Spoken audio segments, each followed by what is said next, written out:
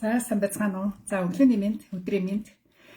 За өнөөдөр хэдүүлээ одоо ингээд Монголоос Европ руу ингээд явцгааж байгаа улсуудад бол очиод бас нэг биднэрт тулгардаг бас нэг асуудал байна. За энэ тухай хэдүүлээ.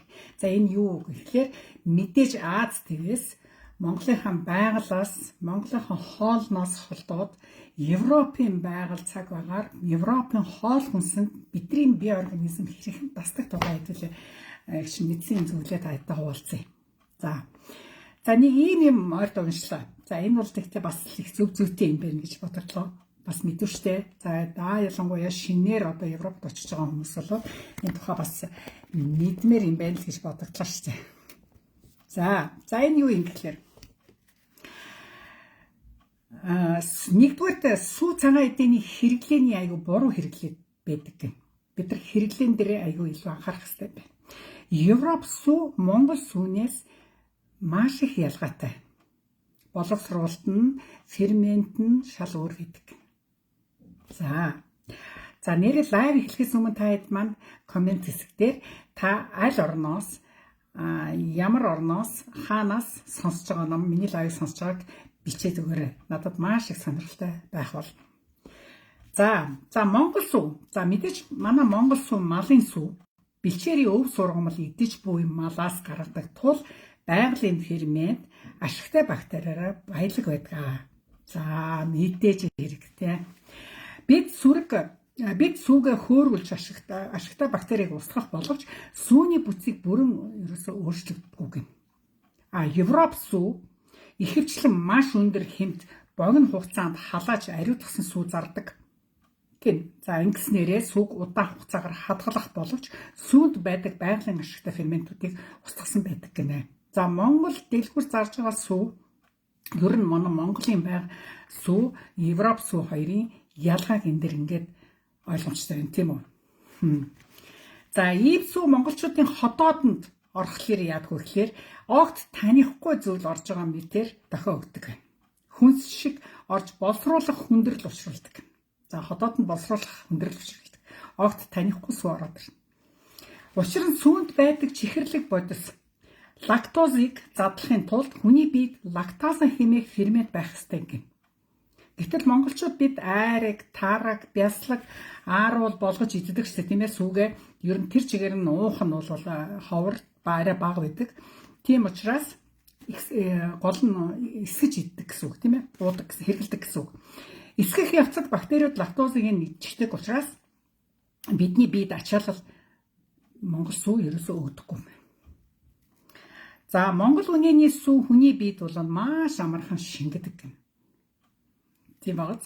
За Европ үнэний фермийн сүү бол голдуу Европод бол Гольштайн үйлдвэрийн сүү үнэ байдаг. Уург нь хүний хоол боловсруулахад өрөвсөл үүсэх магадлалтай гэж үздэг гэж шүү. Бас тийм. Эдгээр чинь Европ үнэний фермийн сүүнүүд шүү дээ тийм ээ. Уург нь одоо хүний хоол боловсруулахад бол арай л манай Монгол сүүгээс арай өөр байдаг байна. За зөвлөх нь. За энэ дээр юу гэж зөвлөж яах гэхлээр дэлгүүрээс лактоза фри гэсэн бичгтээ сүү сонгож хэрэглэж авах хэрэгтэй юм байна. Лактоза фри гэсэн бичгтээ байгаа. За өөрөөр хэлбэл лактозгүй сүү гэсэн үг тийм ээ.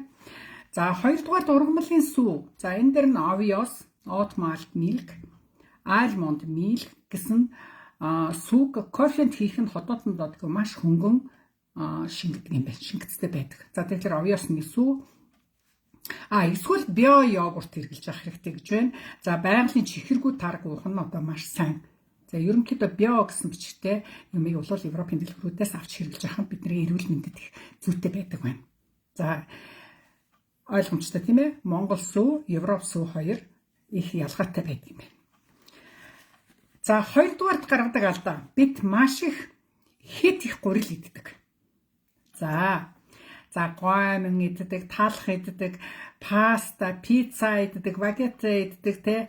За тэд нар бол яг Европт хямд боловч Монгол хүний цусан дах сахарыг хэд өсгөж таргалалт чихний шижингийн суур болж өгдөг гэнэ.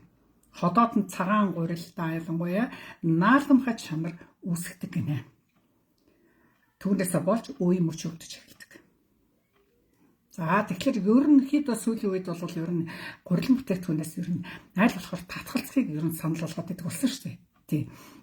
За тэгэхээр аль болохоор хэдүүлээ гурил бүтээгдэхүүнийг Европод их бага ижэвлэх зүгээр байдаг байна. Сахарыг маш их өсгдөг юм байна. Цусан дахь сахарын хэмжээг маш их өсгдөг нь гурил бол нэлээд том шалтгаан болдог юм байна. Тэгэл бэлэнчлэр бид нар чинь те амрын бодвол пицца аваад ичдэг, багет аваад ичдэг тийм юмнууд зөндөө гардаг шүү дээ. За тэрнээс болоод янз бүрийн үе өвчин авах, сахарын өвчин авахад ийм их өсөр болдог юм байна. За 3 дугаарт гаргадаг бас их мэдүүштэй зүйлийн нэг бол нарны дутагдлыг тоохгүй өнгөрдөг гэнэ. Европод нар баг гардаг. За манай Монголыг бодвол үнэхээр баг гардаг, маш их одоо үйлэрхэг байдаг те. За Европод нар баг гардаг тул хоол хүнсэндээ бид нар маш их хэмжээгээр D витамин хэрэглэж байх хэрэгтэй гэж зөвлөж байна. Монголд жилд дунджаар 250 хоног цэлмэг нарлаг байдаг бол Европод манантай байдаг, эсэргээрээ байдаг. Европод амьдарч байгаа хүмүүс үнийг бол маш сайн мэдэрдэг те. Ер нь айгүй тийм нэг л нэг чигтэй те ингээл орхон жилд орсон ч ингээл чиг даагаал те. Нөгөө нэг хатаж ер нь тэгээд амжтгүй ч гэх юм уу те айгүй их бороо ус ихтэй тий зарим аймагуудаар бол маш их бороо устай байдаг тий. За бидний арьс Монгол хүний арьс бол арай илүү меланинта гэдэг нь одоо бордуу хөслөг гэсэн үг тийм ээ. Нарнаас хамгаалдаг боловч D витамин үүсэх процессыг удаашруулдаг. Тиймээс Европ хүн хараа 15 минут наран зогсоод D витамин авчдаг бол Монгол хүн 45-аас 60 минут зогсож D витаминаа нөхөж авдаг юм байна. Арай удаан зогсох хэрэгтэй юм байна. Яг тэгээд бид нар чи аюу хөрслөг борыг зузаарстай байдаг байл л Европчуудыг бодвол тэд нар чи нэг улсчаар юмнууд чи тэгээд нэг хэдхэн минут наран зогсоход л тэр D витаминаа нөхөд авчдаг ба шүү дээ. Тэгэхэд манай монголчууд маань бол арай удаан наранд байх шаардлагатай болдго юм байна. Тэгжээ D витаминаа нөхдөг. Хэрвээ тэгж удаан нар гардггүй бол одоо тэрийг хоол хүнсээр тэр D витаминаа нөхч байхгүй бол бас энэ D витамины дутагдлалд орох ийм эрсдэлтэй байдаг байна. Тийм ээ. Би танараас асуу, ер нь Европт очиод үсээ аягих ундаг те. Та нарын үс унжсэн үү? Минийх лав аягих ундаг байсан. Очингуудаа те үс унаж байна. За Европт ирээд нэг л нэг унтаад те ингээд эргээд сэрхэд огт унтаж амраагүй юм шиг тийм мэдрэмж болж ирсэн үү? Өглөө сэрхэднийхэн ерөөсөн амраагүй шинжтэй бүр нэг ядарсан шинж нь манай арилаагүй байх тиймэрхүү шинж илэрчээсэн ч юмд. Эсвэл бүр ямар ч шалтгаангүйгээр сэтгэл санаа тийм тавгүй байх үе байдгүй. За зарим нь бол яг гэр орноос хоол ээж аваагаа санах, их орноо сангалцахаас болоод ажил төрлөөсөө болоод стресснээс болоод жоохон тэр тавгуудах сэтгэл байдаг боловч за эсвэл Европт очиод үе мөчөөр аягүйх өвдөж эхэлдэг. Тийм мэдрэмж төрж ирсэн ч юмд. Хэрвээ төрж ирсэн бол бичээрэй. Тий. За тэгвэл эдгээр шалтгаанууд D витамины дутагдал гэж үздэг гинэ. За зарим нь бол энийг ядаргаа те янз бүрийн шалтгаанаар тайлбарладаг бол D витамины дутагдал ийм зүйл бас нөлөөлдөг юм байна. За тэгэхээр бид нар энэ дэр юуг зөвлөж юм гэхээр D витамины төвшөнгөө үзүүлж жилд нэг удаа D витамины миний биед хэр их дутагдaltaй байна гэдгийг үзүүлж харуулж байх нь их зөв зүйтэй байдаг гэнэ. За хоёрд нэмэлт бүтээгдэхүүн заавал ууж байх хэрэгтэй. За тэр нэмэлт бүтээгдэхүүн чинь D витамины орц найрлага маш ихтэй байх хэрэгтэй. Тийм ээ? Тэгэх ингэж л D витаминыг нөхөж байхгүй бол таны үс унана, та их ядарна, унтаж амарсан ч та ядаргаа гарахгүй байна, үе мөч чинь өвдөн гэх мэт одоо ийм сэтгэл санаа тавгүй байх, уурлах, уцаарлах хүртэл одоо D витамины дутагдлаас бас нөлөөлдөг юм байна. Мэдвэрчтэй юм тий. За тэгэхээр хэдүүлээ монголчууд маань Европод очоод одоо энэ зуны цагт аяалангуй D витамины сайн нөхөж авч байгаарай, наранд сайн байж байгаарай. Тэгээд D витаминаа хоолоор сайн нөхж байгаарай. Тийм ч одоо маш их бидэрт хэрэгтэй. Бид нар чинь маш удаан ажиллаж одоо ажил хийхин төлөөл очдог тий голдуу. За тэгээд сурч байгаа оюутнууд маань ч гэсэн тий ер нь бол сайхан унтаж амрах сэтгэл санаа тайван байх эдэр чинь энэ одоо эдгээр зүйлүүд нөлөөлдөг юм байна шүү. За дөрөвдүгээрт ямар алдаа гаргаж байна? Бэлэн лаазалсан соус бүтээгдэхүүнүүд их маш хэрэгэлдэг гэж байна. За тэрэнд чинь болохоор нуугдмал сахар, давас, химийн бодиснууд маш их агуулгадчихдаг учраас бидний бөөрөнд маш их ачаалал өгдөг гинэ. За амт оруулахын тулд Европууд тэр маш их сахарлаг соус их гоё амттай болгохын тулд эдгээр зүйлсүүдийг тэр лаазалсан консервлсан зүйлүүдтэй маш их хийдэг юм байна. За тэгээд эсвэл бүр маш их удаан хадгалахын тулд тэрийг хийдэг юм байна те. Тийм болохоор аль болохоор хэдүүлээ химийн бодисоос татгалзах нь аюул зүйтэй байна. Энд яадгүй гэхээр гидсний ашигтай бактери устгахчдаг. Ийм янз бүрийн химийн бодистой юмнууд эсвэл маш их хэмжээний сахартай, эсвэл маш их хэмжээний давстай юм хэрэглэх юм бол дархлаанд маш муу байдаг байна. Мэдээж хэрэг тийм ээ. Тэгтээ сүүлийн үед бол эрүүл мэнд дархлаа гэсэн зүйлүүдийг ер нь ковидоос хойш бол хүмүүс харьцангуй ойлголт маш сайтай болсон шүү дээ. Тэ эрүүл мэндэд илүү их анхаарал тавьдаг болоод байгаа те. Тэр бол маш аавштай. Ажил хийхэн хаажгаар хэдий чиний их орлого олно, төдий чиний хэдүүлээ эрүүл мэндэд анхаарал тавьж эрүүл мэндэд хөрөнгө оруулалт хийж яа л гэдгийг нийлсэж өгöd байгаа шүү дээ. За тэгэхээр зөвлөгөө давс сахарын хэмжээг авахдаа заавал тэр этикет авч байгаа бүтээгдэхүүн дээр харж уншиж байх хэрэгтэй. Тэгээд ер нь юуг зөвлөгөө гэхээр соус янз бүрийн хоолны амтлагчнуудаа бол та нар дэлгүүрээс помидор аваад жишээлбэл тэрийгээ сайхан чанаал тэгээд соусыг л хэрэглэж явах нь хамаагүй эрүүл мэндэд ашигтай байх нь шүү дээ. Тэгээд бэлэн соусуудыг аль болохоор татгалзаж соус янз бүрийн кетчуп цуу муу эдрээс жоохон татгалзаж явах нь зөв зүйтэй байдаг гэсэн ийм зөвлөгөө байна. За тэгээд 5 дугаарт махны хийх хэрэглээ. За энэ дээр таад маань бүр анхаарлаа төвлөрүүлээрэй. Мэдээж эрийг танах маш их мах идэж байгаа. Тэр чинь монголчууд махгүй үлдэгээл өглөө шүү дээ тий. За монгол мал бол бэлчээрт явдаг, олон төрлийн ургамал иддэг, байгалийн жамаараа өсдөг. Монгол мах бол органик, ийм шинжтэй, ийм сайхан мах байдаг.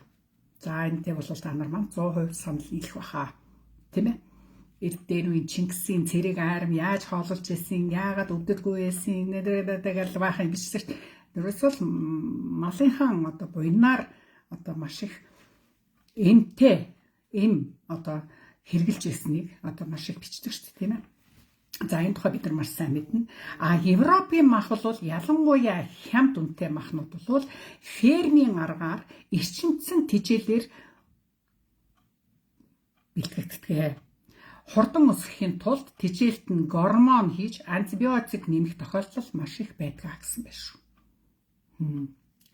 За тэгээд ийм махыг Монголд байгаа шигээ их идэх юм бол таны биед хорт бодис хоригдлуулах эрсдэлтэй гэсэн байна. Бас мэдвэртэй те. Монгол байгаа шигээ нэг тийм Европ махыг нэг шүтээд хэтэрхий хийдээд байх нь бас нэг тийм таатай биш үү юм байна. За өөх болохоор Монгол махны өөх болохоор хүний биед хэрэгтэй өөх тос их байдаг бол Европынх бол тижээлийн хансан өөх тос ихтэй байдаг. Энэ нь цусан дах холерцины нэгсэх судас хатуурах зүрх судас өвчлөлийн шалтгаан байх боломжтой гэж байна. Европод ер нь бол өөхийг бол бүр идэх шаардлагагүй юм байна. Тийм ээ. Ер нь тэгтээ сүүлийн үед ер нь өөх бол хүний биед нэг тийм таатай биш гэж ярьдаг шүү дээ.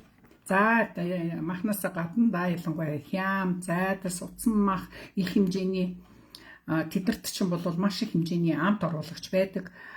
Тэгээд янз бүрийн холимог удаан хадгалах зорилттой ферментүүдийг хийдэг. Тийм болохоор хүний биед маш их хортой.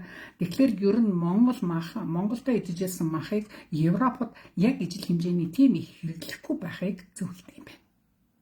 Бидний бие организм Европ хүний бие организм чинь шал өөр шүү дээ. Цаг анхааран ч өөр, хоол хүнсэн ч өөр. Тэд нар чи Европууд чинь тэр өөрсдийнхээ тэр юмыг л идчихэж тэр бие организм тасан зохицолцоо байсан. Яг тэрэн шиг яг Европод их олон жил болсон улсууд бол тэрэндээ бол одоо нэг организм жоохон тасж байгаа ч гэсэн та угаасаа л таны биеэр чинь Монгол цус гүйж байгаа болохоор Европ хоолнд бол бас л яг манай Монголын мах, манай Монголын сүү биш шүү гэдгийг бас мэдчихэл ах хэрэгтэй юм байна. Тийм ээ. Арай л өөрсдөө чанараа мэдээж хэрэг өөр байгаа. Тэд нар гэхдээ Европод бол хоол хүнсэндээ бол маш их хяналт шалгалт аль болохоор ард түмэнд чанартай юм өөхийг эрхэмлдэг боловч яалтчгүй энэ дээр юг зөвлөдгөө гэхээр маха бэстэтэ 80-20-ын дүрм гэж байна. Тэгэхээр 20% мах хэрглэж хахад хоолндоо 80% нь ногоот хамт сайн хослуулж хэрглэж байгаарай гэж зөвлөдөг юм байна. Шин ногоо, шин салаатыг маш сайн хажуугаар нийтэх хэрэгтэй бид нар. Дээр нь яг ногоо их нөгөө нэг сайн чанарын ногоотойгоо маха холиод идэхлээр нөгөө хорт бодисыг нөгөө махны чинь хорт бодисыг газарчлуулахад маш их сайн тусалдаг юм байна. Тэ? За биомах сонгох хэрэгтэй. Тэр нь юу гэж байгаа юм гэхэл бэлчээрийн махыг сонгож идчих хэрэгтэй. Бэлчиж байгаа хонь авч худалдаж авах. Ер нь бэлчиж байгаа үнэний фермүүдээс одоо мах худалдаж авах юм жишээлбэл тийм ээ. Тэрнээс биш яг тэр нэг хашаатай хориотой байгаа тийм малыг одоо ялангуяа тэр гахаа мах гэдэг нэг хит их тарган болохгүй л те хит их жин хөөсөн эсвэл хит их одоо ямар ч гэдэг тийм мах тэр гормоны нэмэгдэл тэр тийм юм идэж хэрглэжсэн махнууд чинь бол биднэрт бол хортой л байдаг мэдээж хэрэг. За тэгэд ходоодоо амрааж 7 хоногт ядаж 1-2 өдөр махгүй өдөр одоо цагаан хоолны өдрийг заавал хэрглэж агаарай гэж зөвлөдөг юм байна. Тэр бол ойлгомжтой тий. Ходоодоо бол манайх бол жишээл 7 хоногт 1 удаа бол дандаа цагаан хоол сүтэ ботомудаага идэх. Ходоод маань сайхан амардаг байна л та. Тэрийг бас хэрглэж явал таад маань бас хэрэгцээтэй тийм ээ. За тэгээд бид Европод ер нь сайхан гэрүүл саруул амьдарч хүслээ биелүүлж тийм ээ үр хүүхдүүдтэй бас нэг ёсны хөрөнгө оруулалт хийгээд Европын хүмүүжил олгоод Европт сургууль сургаад ингээд явж байгаа аав ээж нар маань өөрсдөө та хэд маань итэж ууж байгаа юмдаа зөвлөндөө маш их илүү анхаарч үр хүүхдүүдтэй зөв зөвтэй хооллолтыг бас сайн сургаж тэгээд идэж байгаа хоол нь одоо эм байх уу хор байх уу гэдгийг л таны сонголт нэрийн оюун ухаанч л мэдэнтэй тийм ээ. Тэгэхээр хэдүүлээ эрүүл саруул маш зөв хооллолтой ингээд Европод амьдарч байх нь хэцүүтэй. Маш их чиглэл. Одоо жишээл Кавказууд бол тэр вино хоол уухгүй. За Чехүүд бол тэр пиавал заримдаа ууж байхгүй бол нөгөө нэг чигшил уур амьсгалтай учраас бид нар пиав их уудаг юм аа гал зарим тэгдэг шүү дээ. Тий.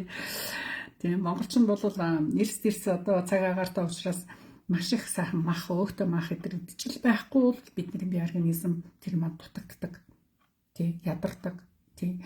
Гэх мэтлэн одоо хаан төрж өссөн байна. Тэр одоо төрж өссөн газрынхаа хоол хүнсэндээ хүний бие организм ч тассан байдаг учраас тэр нь ингээд дутагдаад байх бас нөхцөл маш их байдаг. За тэгээ энийг таад маань надаар хэлүүлэлтгүй бас мэдж байгаа. Тий. Эрүүл сарвал яваарай гэж таартай зөвлөё. За дараагийн тав хүртэл баяр таа.